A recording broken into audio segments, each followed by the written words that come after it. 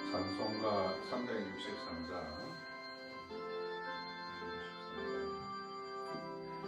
내가 깊은 곳에서 같이 모임 찬송가 363장.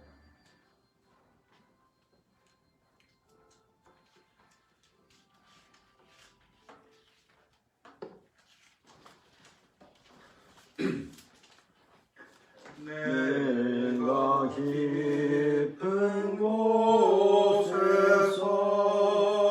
주를 불러 아뢰니 주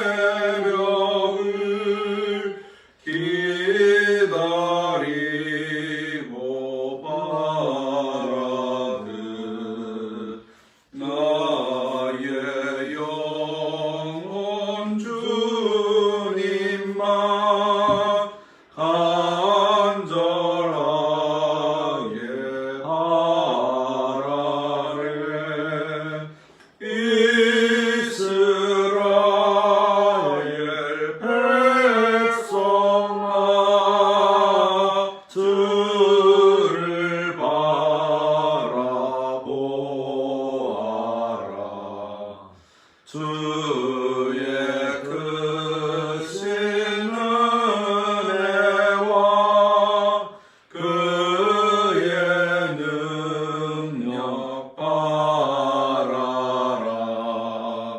주의 깊은 은총에 우리 구원이 있으니 변함없는 주님만 믿고 기다릴지라.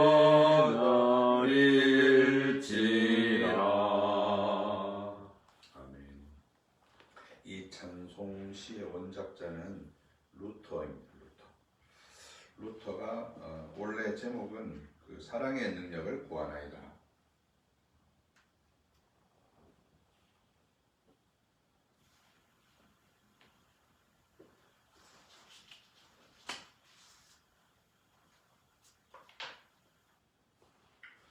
사랑의 능력을 구하나이다. 원래 제목이고요. 찬송시는 그 우크라이나 태생의 정교회 출신인 보르튼 이안스키라는 분이 쓰신 곡입니다. 우리가 찬송의 곡이라는 게 어떻게 꼭 정해져 있는 것은 아닌 것 같아요. 그러나 하나님을 높이기에 좀 부족함이 없어야 할 것 같고, 무엇보다도 가사의 내용에 집중해서 하나님을 생각하고 묵상하고 높일 수 있는 그런 곡이어야 한다고 생각이 들어요. 그래서 그렇게 좀 잘 선별해서 우리가 주님을 잘 찬송할 필요가 있고, 원래 이제 장로교회는 그 시편 찬송을 주로 찬송을 하는데, 그렇게 찬송하는 이유도 그런 이유가 있다고 생각이 듭니다. 그래서 찬송을 택하여 부를 때 개인적으로 뭐 우리가 우리의 삶을 즐기는 가운데 하나님을 높이는 것, 이런저런 어떤 문화적인 의미 속에 바로 다른 찬송을 사용할 수 있어요. 얼마든지 사용할 수 있습니다. 그러나 우리가 하나님을 이제 공적으로 예배할 때는 그렇게 잘 엄선되어진 모두가 동의할 만한 곡으로 하나님을 예배하는 것이 마땅하다. 지금 세계 곳곳이 이제 코로나에서부터 벗어나서 팬데믹에서 엔데믹, 위드 코로나 세상으로 가는 것 같아요. 영국이나 이런 데 해외 보도를 보면 그러기도 한데, 우리도 좀 그렇게 하루속히 가서 좀 이렇게 함께 모여서 하나님을 예배할 수 있는 날이 속히 오기를 그렇게 기도하며 바람하지 않습니다. 다 함께 묵상기도 드리심으로 성부와 성자와 성령 하나님께 예배로 나아가시겠습니다. 묵상기도 하시겠습니다.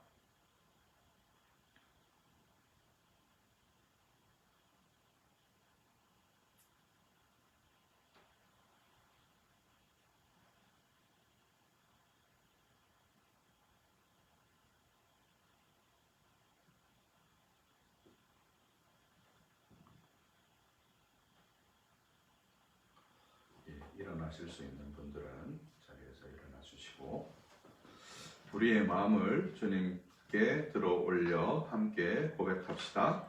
우리의 도움은 천지를 지으신 여호와의 이름에 있도다. 있도다. 여호와는 나의 반석이시요 나의 요새시요 나를 건지시는 이시요 나의 하나님이시요 내가 그 안에 피할 나의 바위시요 나의 방패시요 나의 구원의 뿌리시요 나의 산성이시로다. 아멘. 기도하겠습니다. 그리스도께서 이루신 완전한 순종과 죽으심을 통해 모든 사람들의 죄값을 지불하심을 기뻐하시고 죄인들을 의롭다고 인정해 주시는 은혜로우신 하나님께서 먼저 우리에게 그리스도를 보내주셨으며 우리를 대신하여 그리스도를 통하여 하나님의 엄정한 공의를 충족하게 하셨습니다.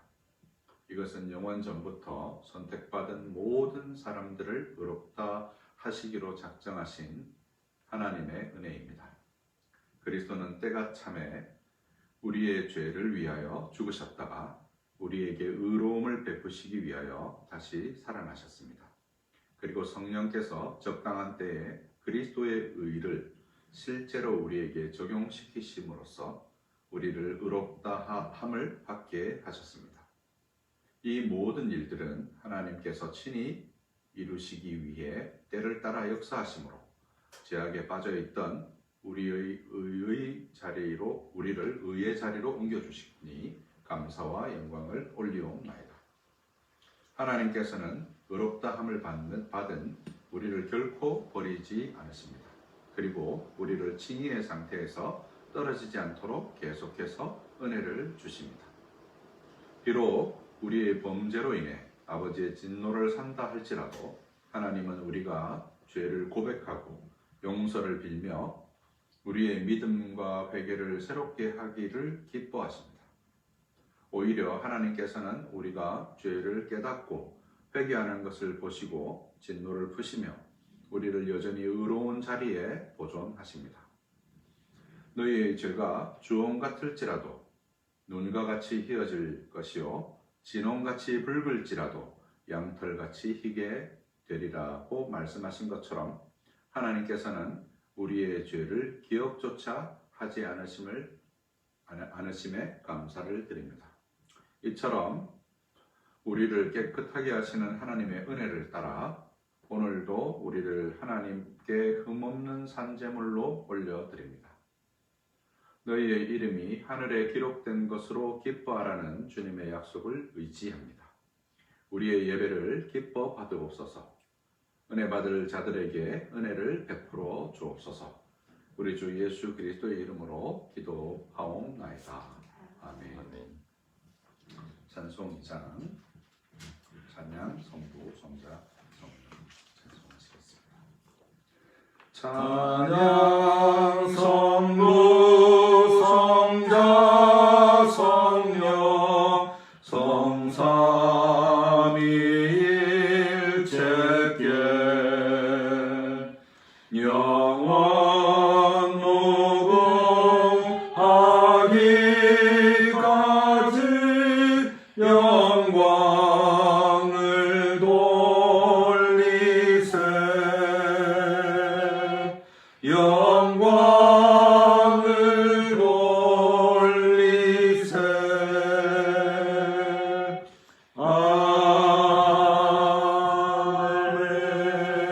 아멘. 자리에 앉아주시기 바랍니다. 한 주간 우리가 알고 지었던 죄, 모르고 지었던 죄 하나님 앞에 다 회개하는 시간 갖겠습니다. 제 고백으로의 부름입니다.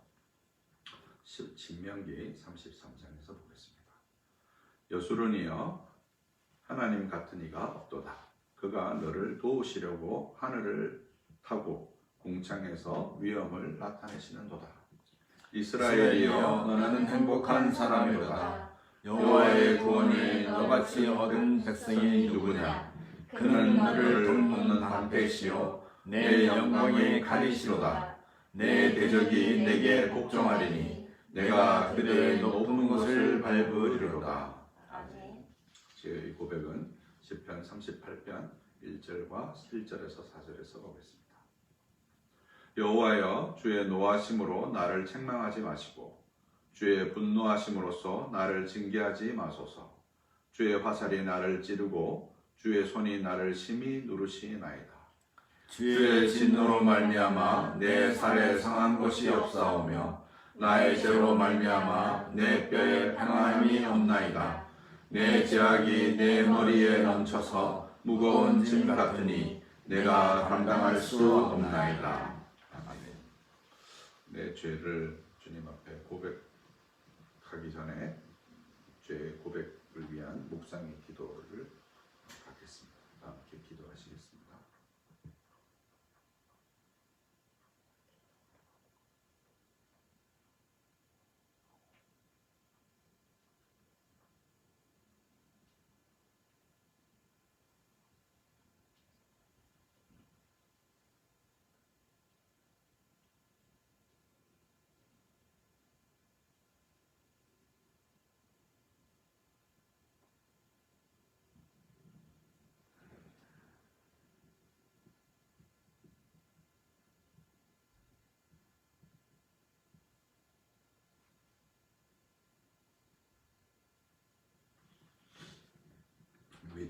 사면이 응답됩니다. 시편 103편에서 보겠습니다. 내 영혼아 여호와를 송축하라. 내 속에 있는 것들아 다 그의 거룩한 이름을 송축하라. 내 영혼아 여호와를 송축하며 그의 모든 은택을 잊지 말지어다. 여호와는 긍휼이 많으시고 은혜로우시며 노하기를 더디하시고 인자하심이 풍부하시도다. 아멘. 찬송 29장 3도요 다 함께.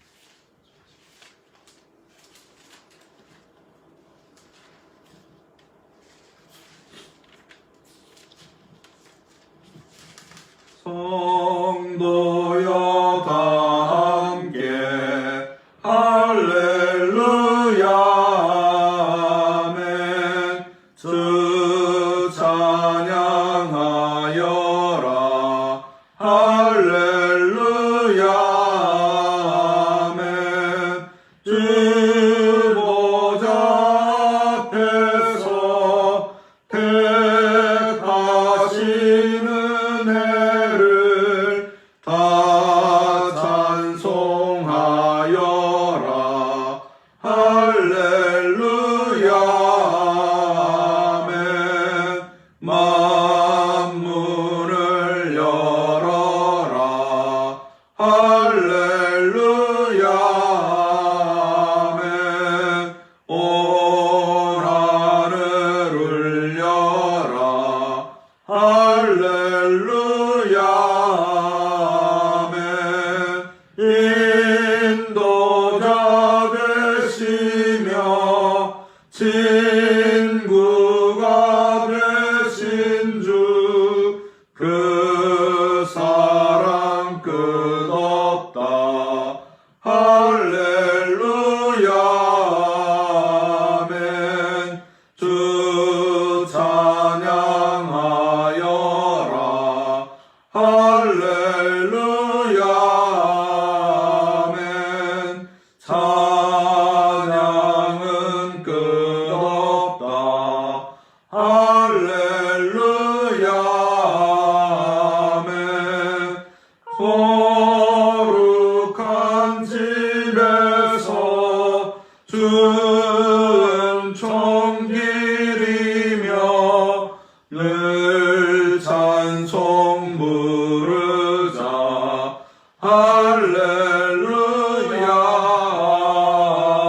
아멘. 오늘 성경 낭독은 신명기 3장 말씀입니다.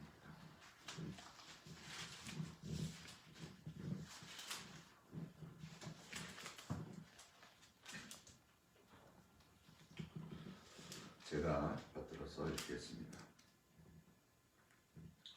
우리가 돌이켜 바산으로 올라가매 바산 왕 옥이 그 모든 백성을 거느리고 나와서 우리를 대적하여 에드레이에서 싸우고자 하는지라. 여호와께서 내게 이르시되 그를 두려워하지 말라. 내가 그와 그의 모든 백성과 그의 땅을 내 손에 넘겼으니 내가 헤스본에 거주하던 아모리 족속의 왕 시온에게 행한 것과 같이 그에게도 행할 것이니라 하시고, 우리 하나님 여호와께서 바산 왕 옥과 그의 모든 백성을 우리 손에 넘기심에 우리가 그들을 쳐서 한 사람도 남기지 아니하였느니라.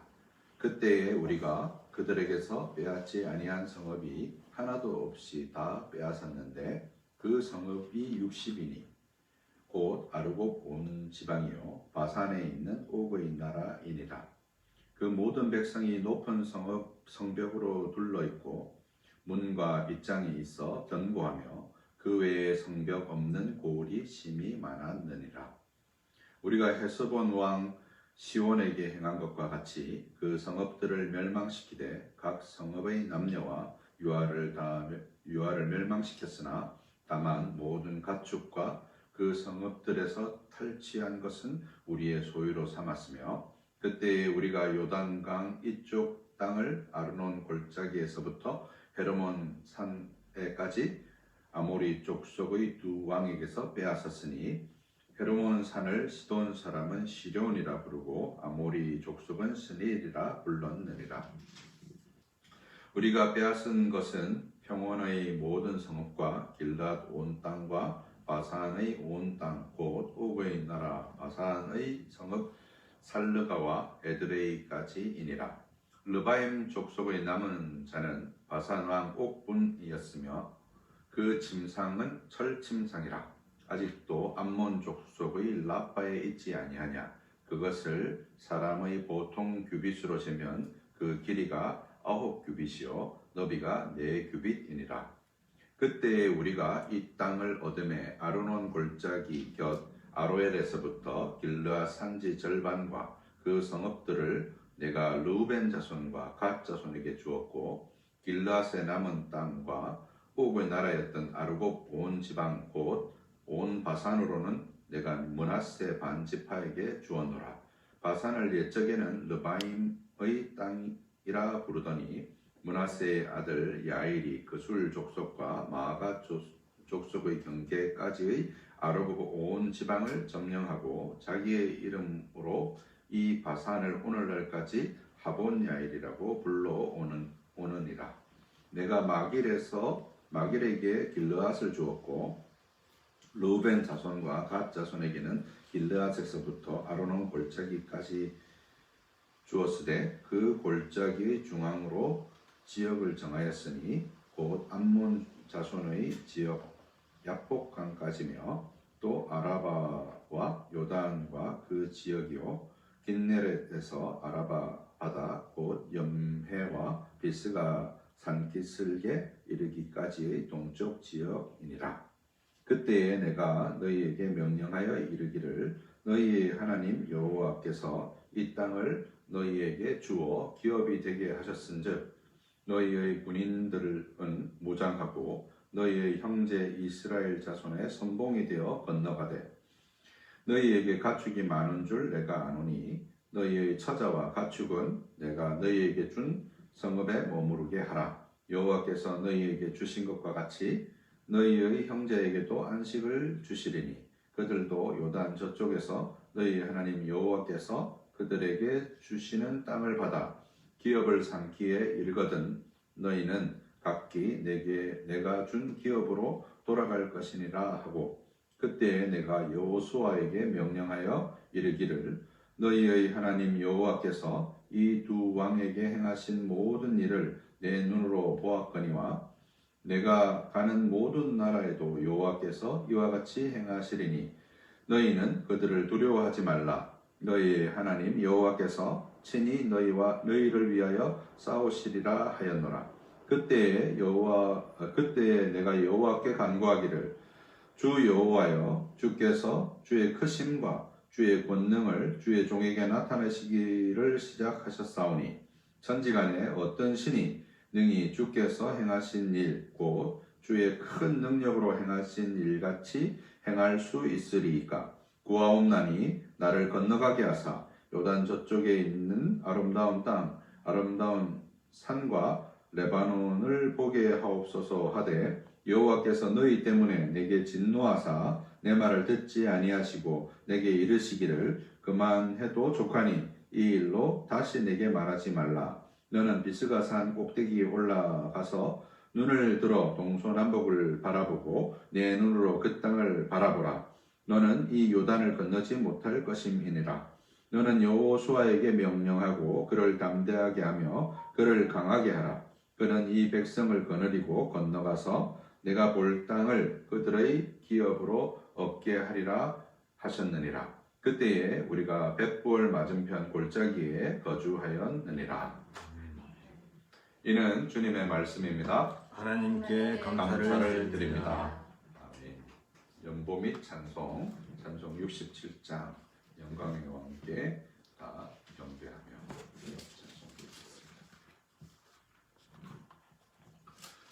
영광의 왕께 다 경배하며 그 크신 사랑 늘 찬송하라. 예부터 영원히 참방패시니 그 영광의 주를 다 찬송하라.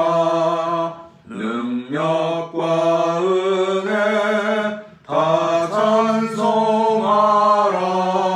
그 옷은 햇빛, 그 집은 궁창, 그 누의 소리로 준호하시고 폭풍의 날개로 달려가신다.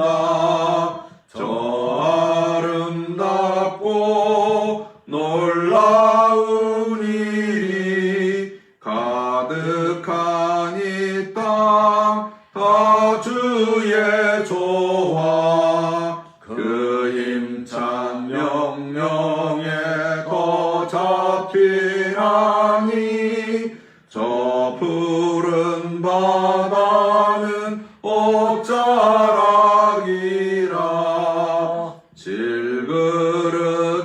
질그릇같이 연약한 인생 주 의지하여 늘 강건하리. 온 백성 지으신 만왕이시니 그 자비 영원히 변함없어라. 아멘. 기도하시겠습니다.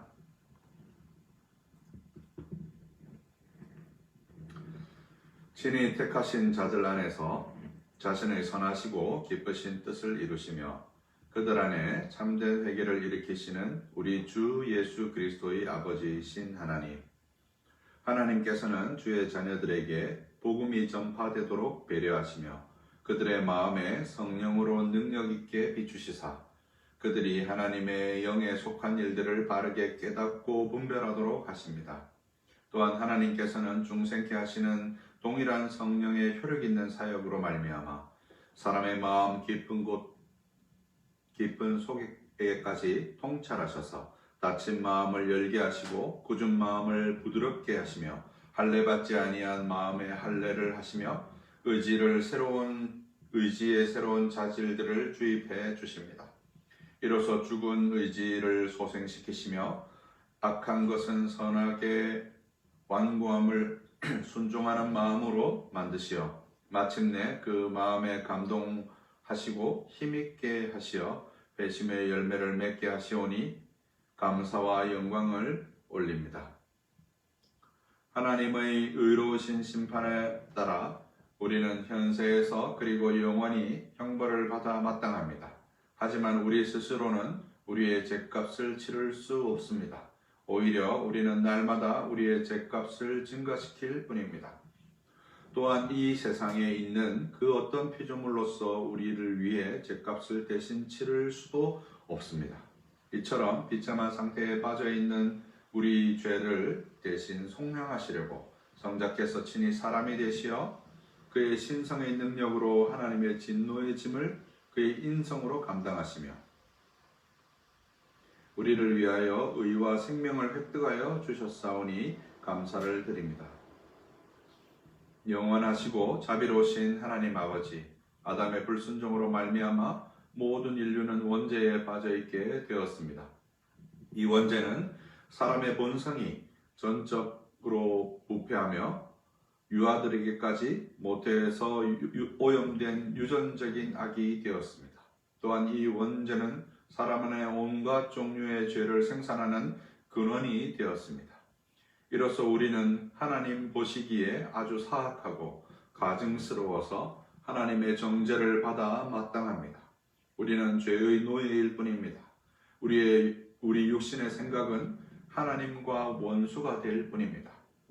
그럼에도 불구하고 원죄가 하나님의 자녀들에게 전가되어 정죄에 이르도록 하지 않으시고 오히려 하나님의 은혜와 자비로 사함을 받게 해 주시오니 감사를 드립니다. 바울 사도가 너희 안에 행하시는 이는 하나님이시니 자기의 기쁘신 뜻을 위하여 너희에게 소원을 두고 행하게 하시나니 모든 일에 원망과 시비가 없이 하라 하고 권면한 말씀을 따라 오직 성령의 일을 사모하며 살게 하옵소서. 전능하시고 자비로우신 우리의 아버지이신 하나님, 이 시대를 보면 어디를 돌아보아도 노아의 시대와 크게 다르지 않음을 보게 됩니다. 우리 주님께서 노아가 방주에 들어가던 날까지 사람들이 먹고 마시고 장가들고 시집가더니 홍수가 나서 그들을 다 멸망시켰다고 경고하셨음을 기억합니다. 사람들은 하늘의 일에 도무지 관심을 보이지 않고 있습니다. 오로지 자신들의 영광만 바라보며 살고 있습니다. 그들에게 있어 인생의 존재 목적은 잘 먹고 마시고 가정을 일구고 산업을 일으키고 경제적인 이득을 취하는 것에 빠져 있습니다. 우리 주님께서 또 롯의 때와 같으리니 사람들이 먹고 마시고 사고 팔고 심고 집을 짓더니 롯이 소돔에서 떠나가던 날에 하늘로부터 불과 유황이 비오듯 하여 그들을 멸망시켰느라고 경고하신 것처럼 사람들은 오늘 세상에 종말이 온다 할지라도 자신의 욕망을 채우고 있을 것입니다. 남들보다 더 잘 먹고 잘 살기 위해 피땀을 흘리는 사람들을 불쌍히 여기시옵소서. 인류의 탐욕으로 인해 온 세상이 전염병과 질병과 가난과 전쟁으로 고통을 당하고 있습니다. 이제 인류의 산업과 과학과 기술과 학문이 하나님 나라의 진전을 위해 유용하게 쓰임받게 하옵소서. 이러한 때에 교회가 세상의 탐욕에 빠져들지 않게 하옵소서. 교회는 하나님의 영광을 위해 존재하며 하나님의 영광을 위해 쓰임받게 하소서. 오늘도 만유의 그리스도께서 주시는 은혜 안에서 삼위일체 하나님께 경배를 드립니다. 살아서나 죽어서나 그리스도만이 우리의 유일한 위로가 되게 하옵소서. 우리의 예배를 복되게 하옵소서. 우리 주 예수 그리스도의 이름으로 기도하옵나이다. 아멘. 오늘 말씀은 히브리서 6장 1절로부터 8절에 있는 말씀. 네, 성경은 기록되어져 있는 살아계신 하나님의 살아있는 말씀입니다. 이 말씀 받들어 읽을 때 착하고 좋은 마음으로 마음에 받으시고 인내로 지키시어 30배, 60배, 100배 결실케 되시는 저와 여러분이 되시기를 주님의 이름으로 축원합니다.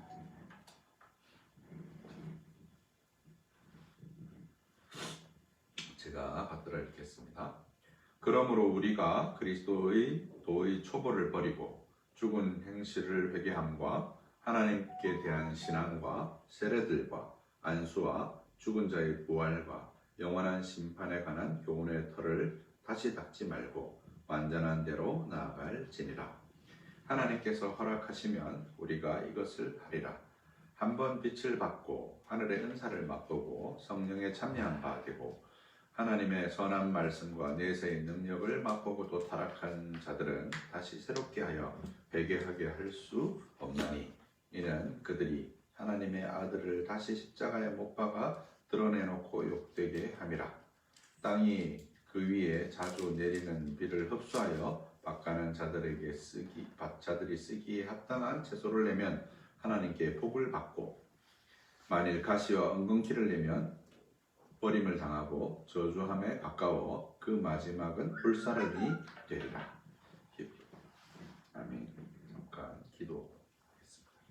거룩하시고 사시는 하나님 아버지 은혜에 감사합니다. 오늘 이 말씀을 전하고자 하오니 성령께서 교통하시사 성도들과 이 말씀을 듣는 자들에게 진리의 복음이 잘 증거되어지도록 그들의 심령을 열어주시고 마음을 부드럽게 하여 주시고 그들의 의지를 새롭게 하여 주시고 들을 길을 주시며 눈을 열어서 복음의 진리를 깨달아 알 수 있도록 은혜 베풀어 주시옵소서. 우리 주 예수 그리스도 이름으로 감사하며 기도하옵나이다. 아멘. 어느새 벌써 히브리서가 15번째 한 절반 정도 되는 것 같습니다. 히브리서 전체적인 구조를 좀 살펴보고 본문의 내용을 좀 한번 살펴보겠습니다. 히브리서는 기독교 신앙의 핵심적인 교리 체계를 담고 있습니다. 이미 여러 차례 설명을 드린 것처럼 1장과 2장은 계시를 중심으로 해서 계시의 매개였던 천사와 계시 그 자체이신 그리스도를 비교했습니다. 그리고 이 계시의 핵심이 말씀이며 그 말씀의 주요 내용이 율법에 대한 것이라는 점도 말씀드렸습니다. 그리고 3장 1절로부터 5장 10절까지 이 율법으로 말미암아 대제사장이신 예수 그리스도를 설명함으로써 율법을 통해 성전으로 나아가는 구조를 잘 드러내어서 보여주고 있습니다. 특히나 3장 1절로부터 4장 13절까지의 신실한 대제사장 예수 그리스도는 성전의 수종자 모세와 비교함으로써 말씀에 신실하신 그리스도를 보여줄 뿐 아니라 이 성전이 말씀과 불가분의 관계라는 점을 보여주기도 합니다. 동시에 율법 아래서 우리 자신에게 절망할 수밖에 없고 그래서 믿음으로 더 예수 그리스도를 붙들어야 함을 강조했습니다. 4장 14절로부터 5장 10절까지는 대제사장론의 두 번째 부분으로서 자비로우신 대제사장 예수 그리스도를 보여주었습니다. 그분은 우리의 연약함을 겪지 않으신 분이 아니시며 죽음에서 자신을 구원하실 아버지께 진실한 강구의 제사로 아뢰신 분이었습니다. 이처럼 대제사장론은 성전과 거기서 행해지는 대제사장의 직무에 대해서 강조하고 있습니다. 그리고 이 논의를 더 진행하기 전에 5장 11절에서부터 6장 20절을 통해서 말씀을 듣기에 게으른 무리에게 교훈함을 통해 더 깊은 교의와 신앙으로 나아가기를 촉구하고 있습니다. 이 대제사장 예수 그리스도라는 주제의 심화는 7장 1절로부터 10장 39절에서 자세히 다루어지게 됩니다. 그리고 11장에서부터 마지막 부분까지는 그리스도인의 세 가지 초자연적인 덕인 믿음, 소망, 사랑에 관해서 설명하고 있습니다. 교회에서 세례를 베풀 때 외우게 하는 것이 세 가지가 있습니다. 사도신경, 십계명, 주기도문인데요. 이것은 하이델베르그 요리문답의 뼈대이기도 합니다. 통상 사도신경은 믿음을, 십계명은 사랑을, 주기도문은 소망을 나타내기도 합니다.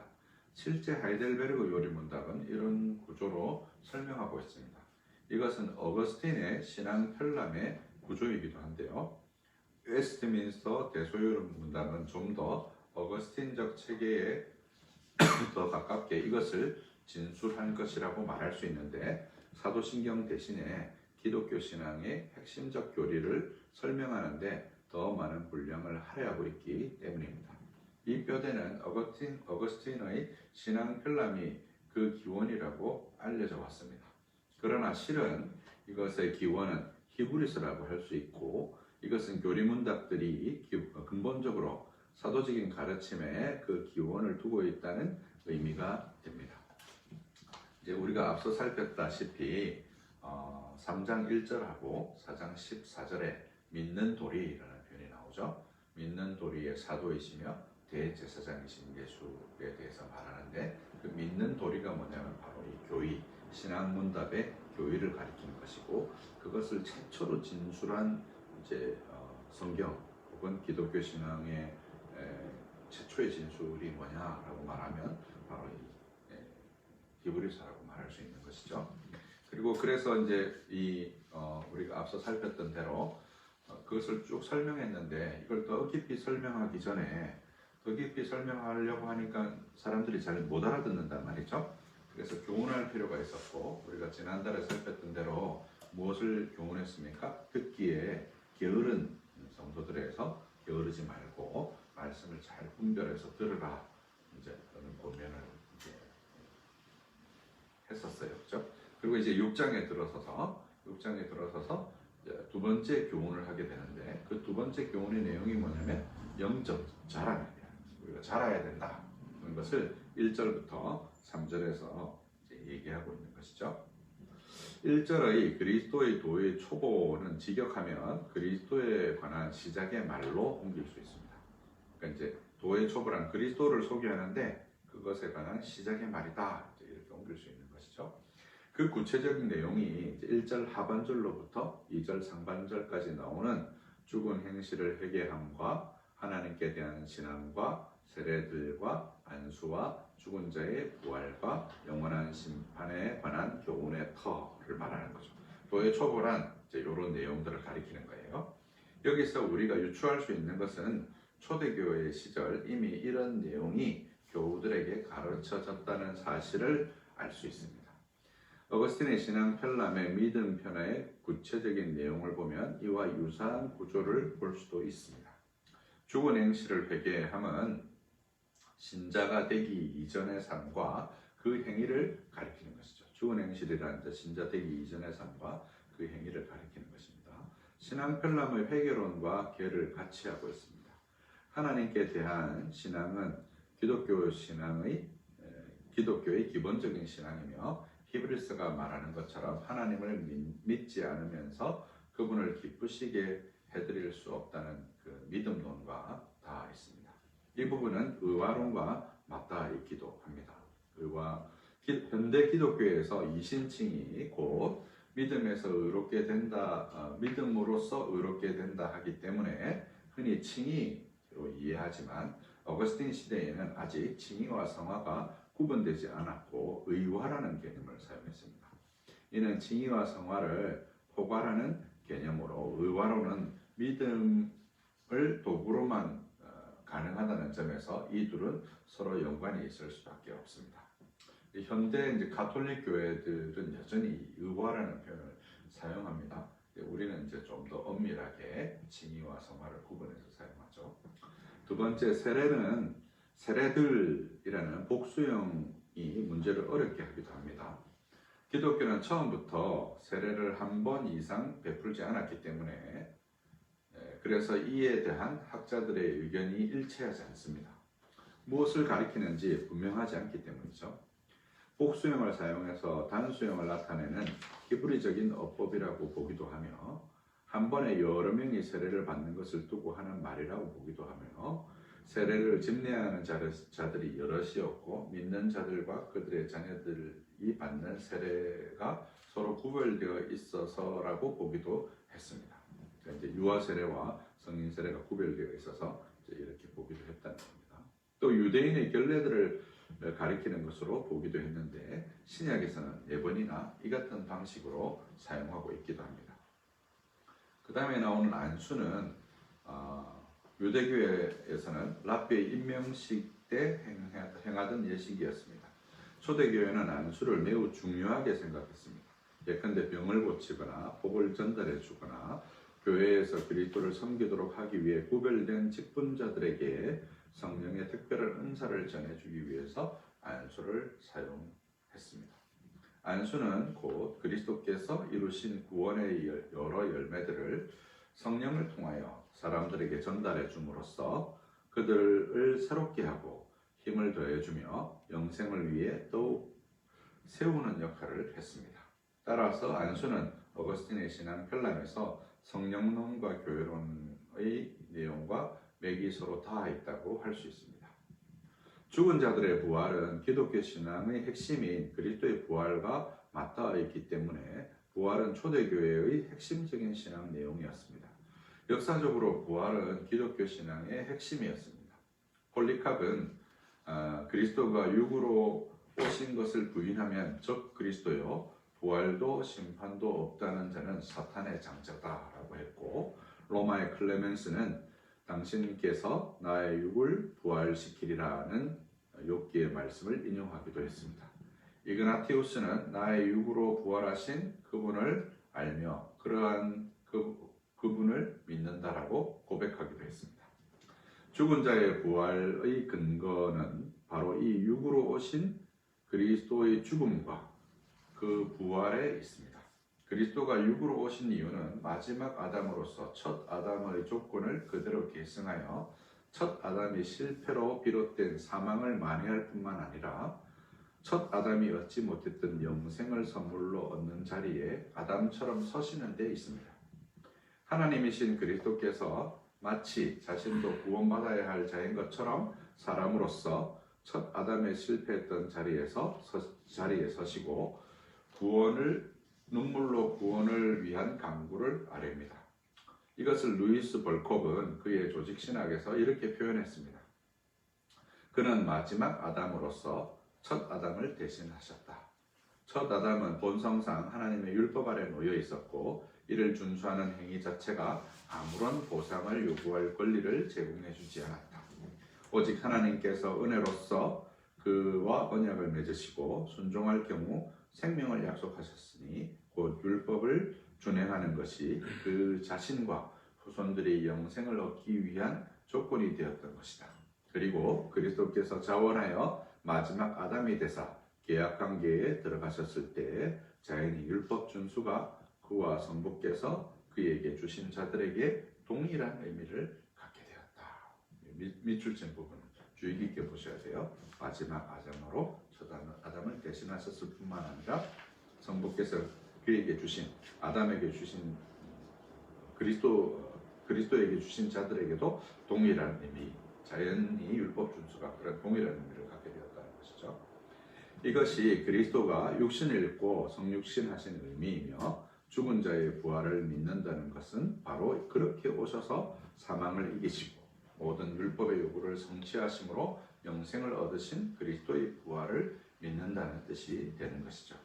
이미 우리가 살폈던 히브리서 5장 7절에서 육체에 계실 때 자기를 죽음에서 능히 구원하실 이에게 심한 통곡과 눈물로 간구와 소문을 올렸고 그의 경건하심으로 말미암아 들으심을 얻었느니라는 말씀의 의미가 바로 그리스도가 육을 입으시고 사람의 자리에 서셨다는 구체적인 증거이기도 합니다. 영원한 심판은 유대교에서는 종말의 심판 때에 유대인들이 이방인들과 구분되어 선택된 무리에 들리라는 그렇게 믿었지만 초대교회는 예수께서 마지막 날에 와서 인류를 심판하실 것이며 악인들에게는 영원한 벌을 내리시고 선인들은 영원한 생명의 나라로 인도하신다고 믿었습니다. 문제는 이런 교리들이 도의 초보고 그리스도의 가르침의 시작에 불과하다는 사실이죠. 히브리서 저자는 이런 교훈의 틀을 다시 닫지 말라고 권면합니다. 이제 완전한 대로 나아가라고 권면합니다.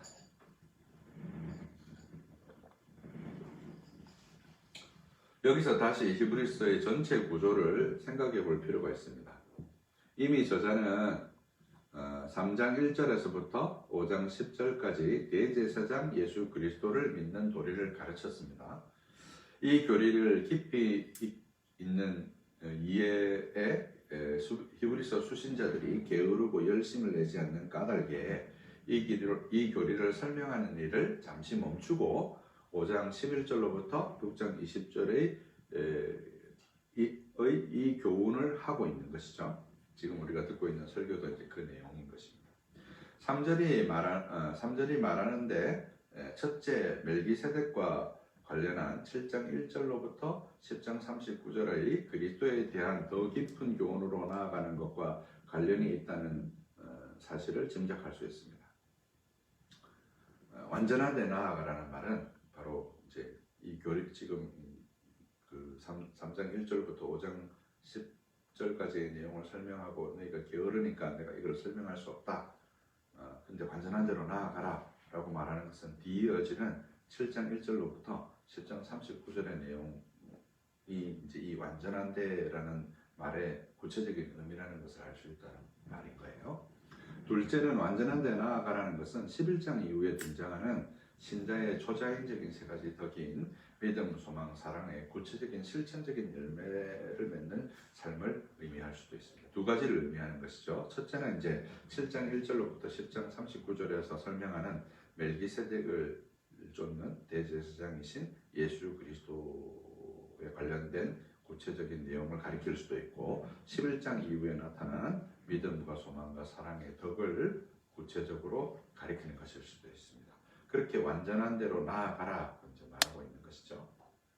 3절은 이 두 가지를 할 수 있게 될 것이라는 의미이며 이 역시 하나님께서 허락하셔야만 가능한 일이라는 점을 우리에게 시사해 줍니다. 신앙의 성숙은 우리의 노력의 결과가 아니라 하나님의 허락하심의 결과입니다.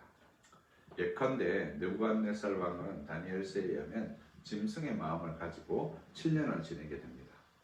또 그 마음이 변하여 사람의 마음과 같지 아니하고 짐승의 마음을 받아 7대를 지내리라 이렇게 말씀하셨죠. 사람이 사람으로서 정상적인 삶을 사는 것도 주의 은혜여야 가능합니다. 시편의 많은 곳에서 시인들은 영적 겨울과 어두운 밤을 보내고 있습니다.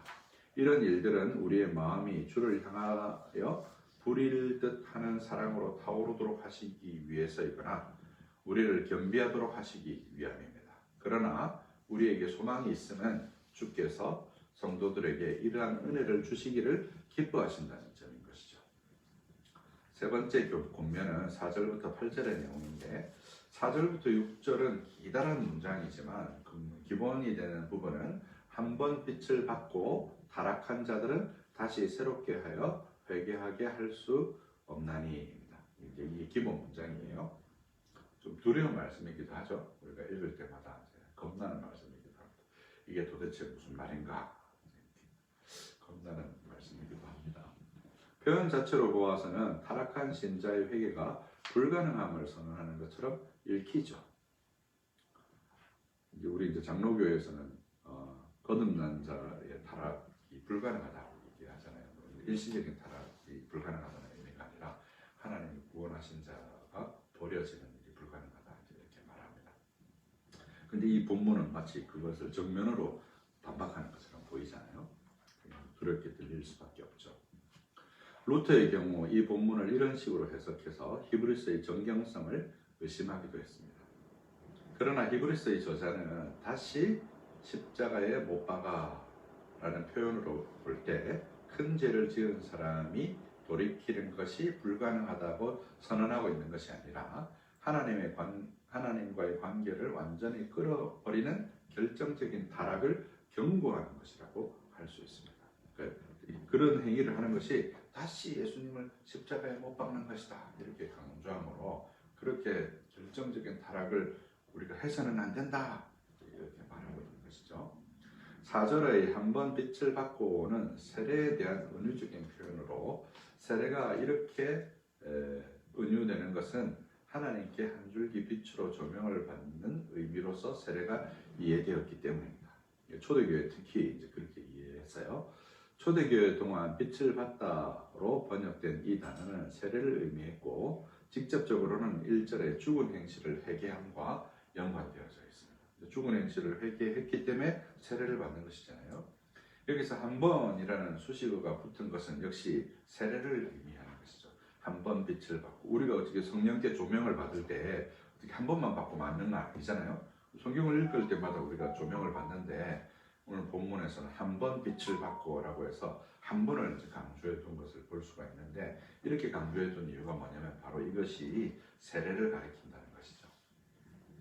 아마도 빛을 받음은 세례 교육을 암시하는 것으로 보이며 기독교 신앙의 초보적 원리에 대한 가르침을 받고 유대교와 이교의 어둠과 무지로부터 건짐을 받아 복음의 진리들을 아는 지식으로 이전과 다른 사람이 되어서 새로운 빛으로 영적인 것을 바라보며 자신의 마음을 전에 알지 못했던 것들에 두게 된 상태에서 다시 세속의 상태로 떨어지는 것에 대한 강력한 경고라고 할 수 있습니다. 문장이 너무 길죠? 쓰고 보니까 너무 기네요. 중간에 몇 번 끊었어야 되는데 어쨌든 그것을 깨닫고 무지로 떨어지는 것에 대한 경고라고 할 수 있습니다. 여기에 등장하는 4개의 표현, 4개의 표현이 모두 세례를 가리키는 것일 가능성이 있습니다. 한 번 빛을 받고 하늘의 은사를 맛보고 성령에 참여한 바 되고 하나님의 선한 말씀과 내세의 능력을 맛보고는 그 세례 받는 상황에 관련된 각기 다른 상황의 묘사로 이해할 수 있다는 것입니다. 하늘의 은사는 세례를 통해 인친 구원 또는 세례라는 표지가 직접적으로 가리키는 성령을 나누어 주심을 가리킬 수 있습니다. 여기에서 세례의 의미가 이러하기 때문에 여기서 떨어져 나가는 것을 강력하게 경고하는 것으로 볼 수 있습니다. 세례라는 게 이제 기독교 신앙의 입문이잖아요, 그죠? 도의 초보라는 말과도 이제 잘 연결이 되죠. 특히 이어지는 6절의 타락한 자들은 제네바 성경에서는 if then fallen away라고 해서 가정법 형태로 번역하고 있고, 만약 그렇게 떨어져 나가는 사람이 있다면 정도의 의미로 이해할 수가 있습니다. 원래 영어에는 그 폴론에 그 L-E-N이 안 붙어 있더라고요. 제네바 바이블은 옛날 사람들은 이제 그렇게 썼나 봐요. 어쨌든 그걸 좀 요즘 말로 제가 좀 옮겼어요. 뿐만 아니라 초대교회의 세례는 성찬과도 연결되어 있는데 하늘의 은사는 성찬을 가리킬 수도 있습니다.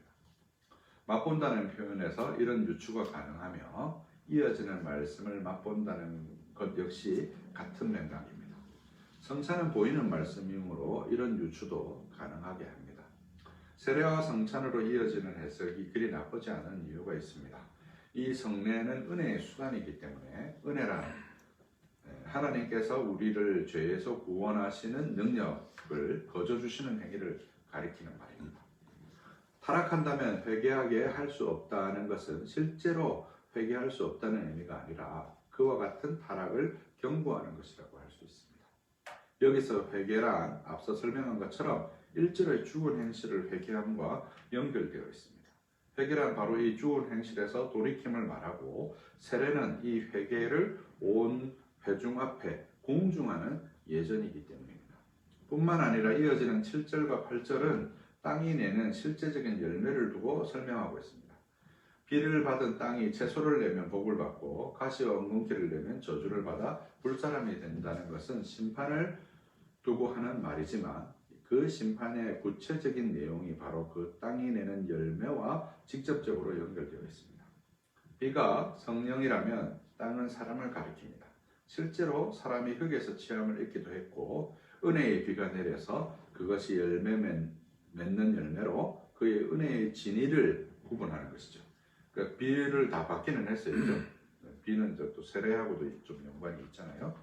마치 그 노아의 홍수를 베드로 사도가 뭐로 해석했냐면 세례받는 것으로 해석을 했어요. 그래서 비는 또 세례하고도 연관이 있어서 여러 다른 비유를 할 수도 있지만 비의 비유를 한 게 그런 이유죠. 그런 걸 받았는데 어떤 사람은 가시와 엉겅퀴를 내고 어떤 사람은 채소를 낸단 말이죠. 그것으로 그가 받은 은혜가 진짜인지 가짜인지를 구분할 수 있다는 것이죠. 이거는 아까 전에 완전한 대로 나아가라는 그 히브리서 기자의 말씀이 11장 이후에 나타나는 그 믿음의 세례받은 것의 구체적인 세 가지 열매인 믿음과 소망과 사랑의 열매를 가리키는 것일 수도 있는 것이죠. 즉, 이 배도의 경고가 우리에게 보여주는 타락의 실제는 특정한 배도를 의미한다기보다, 이 특정한 배도라는 것은 나 예수님 안 믿을 거예요, 나 예수 안 믿고 뭐 그냥 세속적인 사람이 될 거예요, 이런 배도를 의미한다기보다 일상에서의 일어나는 어떤 배도적인 삶을 의미한다는 것이죠. 예수님의 천국 비유에서 볼 수 있는 기운이 막힌 자, 뿌리가 없는 자와 같다고 할 수 있는 것입니다. 예, 말씀의 씨앗이 이렇게 다 뿌려졌는데 어떤 사람은 이제 그 돌밭에 뿌려진 사람이어서 뿌리를 내리지 못하는 것이죠. 기쁘게 말씀을 받기도 하지만 뿌리를 내리지 못하는 것. 어떤 사람은 이제 뿌리를 내렸는데 일락과 재리와 향락으로 기운이 막혀서 결실하지 못하게 되는 것. 이런 것들이 다 배도라는 거예요, 그렇죠? 그리고 이런 배도는 이제 그런 이제 비를 받고 세례를 받고 뭐 성령의 은사를 맛보고 이런 것을 맛보았더라 하더라도 이게 아직 거듭난 상태가 아닌 거예요. 거듭난 상태가 아니어서 결실하지 못하는 상태로 나가서 죽게 되어지는, 결실하지 못하는 가시와 엉겅퀴를 내게 되어지는 그런 상태를 경고하는 것이라 할 수 있는 것이죠. 은혜의 지배에서 떨어져 나가는 것을 경고하는 것이라고 할 수 있습니다. 구원은 칭의와 성화로 구분할 수 있고, 칭의는 죄의 책임으로부터 해방을 의미하며 성화는 죄의 세력으로부터 해방을 의미합니다. 우리가 참으로 그리스도에게 붙어 있다면 우리의 삶에는 죄의 세력으로부터 자유하는 일이 일어날 수밖에 없습니다. 그런 일이 가능해지려면 우리는 도의 초보에 머물 것이 아니라 완전한 대로 나아가야 합니다. 여기서 완전함이란 우리가 행하는 행시의 도덕적 완전함을 의미하지 않습니다. 여기서 완전함이란 앞서도 설명했듯이 멜기세덱의 반차를 쫓은 영원한 대제사장 예수 그리스도를 온전히 하는 것을 말하는 것이죠. 히브리스가 말하는 온전한 대로 나아가라는 것의 나아가라는 말은 1차적으로는 히브리서 7장 1절에서부터 10장 39절에 대제사장 예수 그리스도를 아는 것이며 2차적으로는 11장 1절로부터 13장 25절의 믿음, 소망, 사랑의 초자연적인 은혜의 건덕이 신자의 삶의 실천적인 열매로 드러나는 것이라고 할 수 있습니다. 2차적인 의미를 보여주는 부분이 바로 7절과 8절의 내용이죠. 1차적인 의미를 드러내주는 부분이 바로 6절 하반절의 내용인 것입니다. 6절 하반절에 보시면 십자가에 못 박아 드러내놓고 욕되게 함이라. 그러니까 이제 우리가 받아야 될 형벌을 다시 주님께 그렇게 하는 것을 말하는 것이라는 것이죠. 신자의 삶의 배교는 멀리 있지 않습니다. 세례라는 표지가 보여주는 네 가지 의미로부터 멀어져 가는 것이 바로 배도인 것이죠.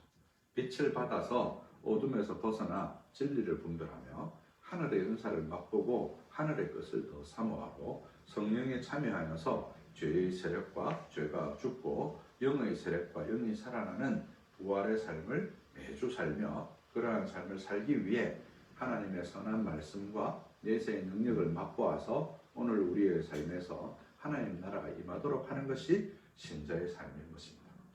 이러한 삶에서 멀어져가는 삶이 바로 배도이고 그것을 오늘 본문이 강력하게 경고하고 있는 것입니다. 그러한 결정적인 타락에 이르지 않도록 우리가 주의해야 된다 말하는 것이죠. 적용을 좀 해보자면 지난 강해에서 진리의 지식이자 의의 말씀을 경험하는 자리에 이르도록 우리를 초청하고 진리는 아는 일에 게으름에 대한 회개를 촉구했다면 이제 그러한 삶이 빚어낼 우리의 삶의 배도를 경고하고 있습니다. 게으르면 어떤 일이 벌어지냐? 진리를 아는 그 일에 게으르면 기운이 막히는 일이 벌어지고 뿌리를 내리지 못하는 일이 벌어져서 배도하는 일이 발생하게 되니까 그것을 강력하게 경고하는 것이죠. 두 번째, 나는 빛을 받은 빛의 사람으로서 오늘을 살고 있는가? 스스로를 돌아봐야 되겠습니다. 우리 주님께서는 너희는 세상의 빛이다 라고 하셨습니다. 우리가 받은 세례는 그런 삶으로의 초대를 의미하는 것이죠. 우리가 세례를 받았다는 것은 형식적인 것을 의미하는 것이 아니라 주님의 십자가와 주님의 부활과 연합되었다는 의미인 것입니다. 그 빛을 받은 사람으로서 세상의 빛으로서 살고 있는지 우리 자신을 돌아봐야 되겠습니다. 세 번째, 나는 성찬을 통해 매번 하늘의 선물을 맛보고 있습니까? 은혜의 지배 아래 있지 않아 기운이 막힌 자로 살지는 않습니까? 뿌리가 없는 자로 살지는 않습니까? 성찬이 우리에게 베푸는 은혜가 우리의 삶을 지배하지 않는 것이 바로 배도인 것이죠. 우리는 은혜를 받았는데 은혜의 지배 아래 살지 않고 우리의 육의 본성의 지배 아래 계속 산다면 그게 배도인 것입니다. 네 번째, 그러한 삶의 증거로 나는 하늘의 것을 더 사모하는 삶을 살고 있습니까? 하늘의 것을 사모하는 삶은 우리의 삶의 열매로 나타나게 되어 있습니다. 그 열매로 나타나는 자는 복이 있는 자입니다. 나는 무엇을 열매 맺고 있습니까? 우리가 어디에 돈을 쓰는가를 보면 그 사람이 뭘 추구하는가를 알 수 있죠. 그래서 열매는 결국 이제 그런 데서 나타나게 되는 것입니다. 다섯 번째, 성령에 참여하여 죄에 대하여 죽고 우리의 삶에 나타나는 죄의 세력을 김매고 있습니까? 우리가 이제 밭을 이렇게 관리하다 보면 김매지 않으면 가시와 거기가 밭을 다 뒤덮잖아요. 그러면 결국은 알곡이 결실하는 것들이 비율이 줄어들게 됩니다. 똑같죠. 죄에 대해 죽고 우리의 삶에 있는 죄의 세력을 성령에 참여해서 김매지 않으면 우리의 일상의 배도가 결국 기운을 막고 뿌리를 내리지 못하게 한다는 것입니다. 매일 부활을 경험하는 자로서 우리 안에 영의 생명과 영의 세력이 왕성해지는 일을 경험하고 있습니까? 자신에게 물어보시기 바랍니다. 6번째, 오늘 우리가 경험하는 말씀은 단지 오늘의 말씀이 아니라 내세의 것, 곧 하나님의 나라가 이 땅에 임하는 사건입니다. 아직 도래하지 않았으나 이미 이루어진 하나님의 나라가 내 마음과 생활에 이루어지는 삶을 살고 있습니까? 그것을 받아서 가진 자는 그 가치를 따라서 살게 되어 있는 것이죠. 그 가치가 없으니까 세상의 가치를 자꾸 따라서 사는 거예요.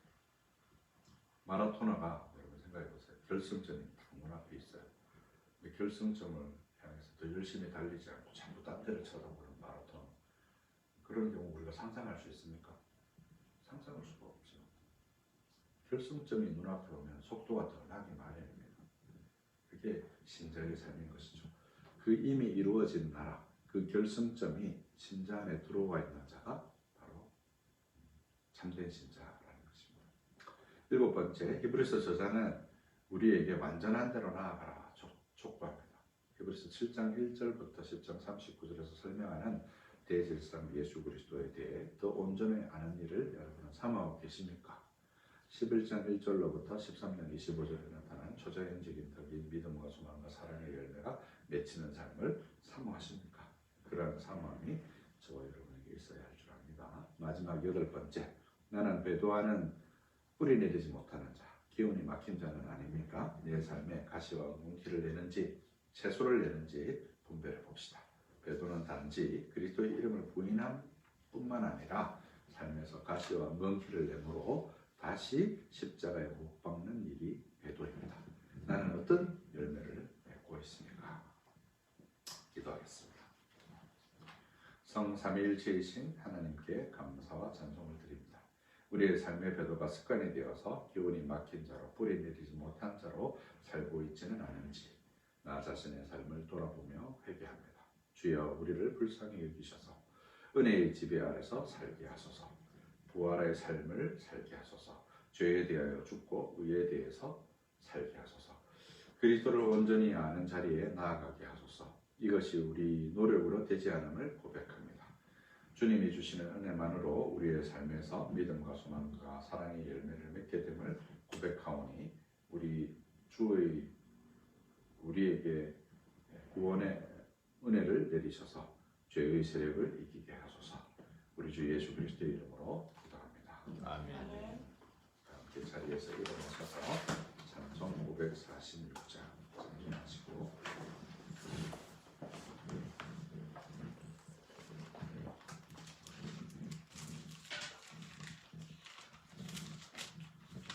주님 약속하신 말씀 위에서 영원토록 주를 찬송하리라. 소리 높여 주께 영광 돌리며 약속 믿고 굳게 서리라. 굳게 서리 영원하신 말씀 위에 굳게 서리.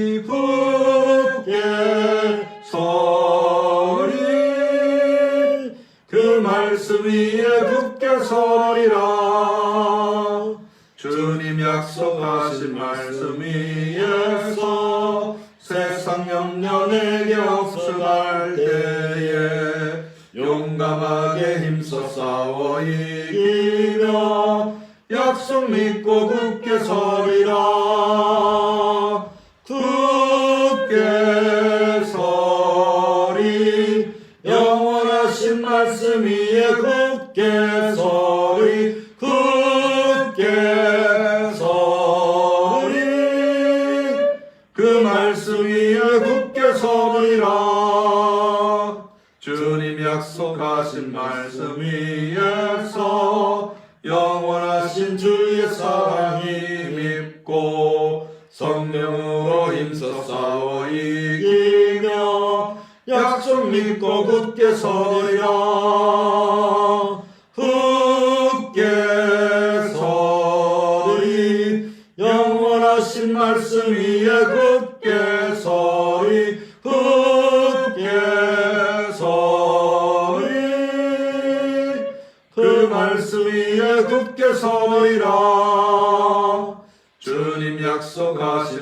말씀 위에서 성령 인도하는 대로 행하며 주님 품에 항상 안식 얻으며 약속 믿고 굳게 서리라. 굳게 서리 영원하신 말씀 위에 굳게 서리 굳게 서리 그 말씀 위에 굳게 서리라. 아멘. 강복 선언하겠습니다. 여호와는 내게 복을 주시고 너를 지키시기 원하며 여호와는 그의 얼굴을 내게 비추사 은혜 베푸시기를 원하며 여호와는 그 얼굴을 내게로 향하여 드사 평강 주시기를 원하노라. 아멘. 찬송 3장 성부 성자 성령으로 성령하시고 묵상 기도로 예배를 마치겠습니다. 성부 성자와 성령 찬송과 영광 돌려보내세 대초로 지금까지 또 영원 무궁토록 성삼위께 영광 영광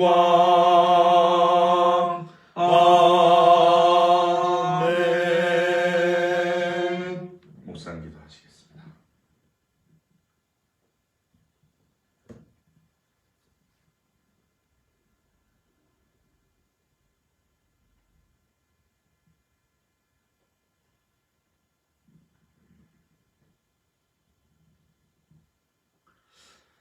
예배를 마쳤습니다.